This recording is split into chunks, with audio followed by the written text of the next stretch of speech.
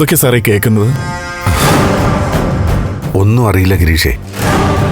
എന്ത് ചെയ്യണം, ഏത് രീതിയിൽ നീങ്ങണം ഒന്നും അറിയില്ല. ഗിരീഷിനോട് വീട് മാറുന്ന കാര്യം സൂചിപ്പിക്കുമ്പോൾ ഇതിനെക്കുറിച്ച് പറയണമെന്നുണ്ടായിരുന്നു. പക്ഷെ എങ്ങനെ പറയണമെന്ന് അറിയില്ലായിരുന്നു. മാധവന്റെ അപകടം അറിഞ്ഞിട്ട് അങ്ങോട്ട് പോകാൻ മനസ്സനുവദിക്കാത്തതും ഇത് കാരണമാണ്.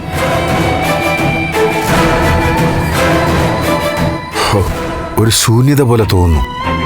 ദേവി അറിഞ്ഞിട്ടുണ്ടോ സാർ? അറിഞ്ഞു. മാധവനെ തല്ലിയതറിഞ്ഞ് ചോദിക്കാൻ വന്നതാ ദേവിക. അപ്പോഴാ ഈ കാര്യം തുറന്നു പറഞ്ഞത്.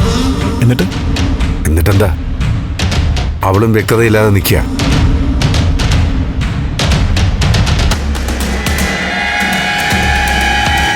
ഗിരീഷേ, നന്ദൻ പാവോ.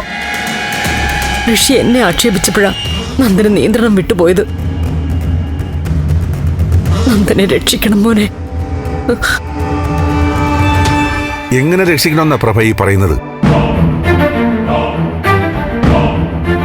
ഏറ്റവും വലിയ ക്രൈമാ നന്ദൻ ചെയ്തിരിക്കുന്നത്.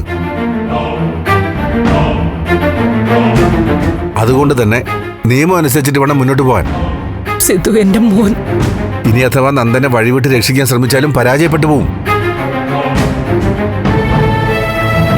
അതങ്ങനെ എളുപ്പത്തിൽ സാധിക്കാൻ പറ്റുന്ന കാര്യമല്ല. സർ, നന്ദനെ ഞാനൊന്ന് കാണട്ടെ. കാര്യങ്ങൾ ഞാനൊന്ന് ചോദിക്കാം. ഗിരീഷേ, അവനാകെ തകർന്നിരിക്കുക. അവനെ വിഷമിപ്പിക്കണ്ട. മാഡത്തിന്റെ വിഷമം എനിക്ക് മനസ്സിലാക്കാൻ പറ്റും. പക്ഷേ എത്ര നാളിങ്ങനെ പറ്റും? ഗിരീഷ് അവനോടൊന്ന് സംസാരിക്കുന്നത് നല്ലതാ.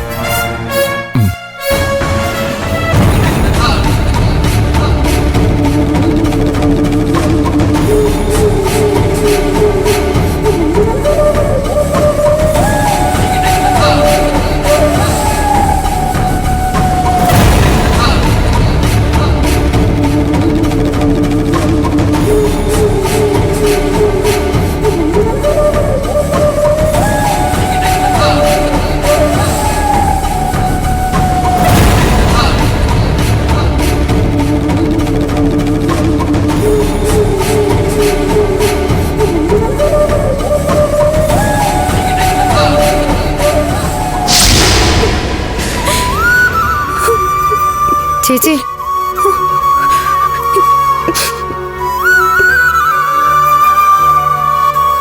എന്താ ഇത്? എന്താ ഈ കാണിക്കുന്നേ? ഒന്നുമില്ല ശാരി. എന്തൊന്നുമില്ലാന്ന്? കരച്ചിൽ കണ്ടാലൊക്കെ എനിക്ക് മനസ്സിലാവും. ദേ, ഇത് പൊതുസ്ഥലാ. ഇവിടെ MLA നിന്ന് കരഞ്ഞാലേ ഇപ്പൊ തന്നെ വാർത്തയായി ചാനലിൽ വരും. കൂടെ കുറെ കഥകളും ഉണ്ടാവും. ദാമ്പത്യ ജീവിതം തകർന്ന MLA അലമുറയിട്ട് കരയുന്നു നാവും തലക്കെട്ട്.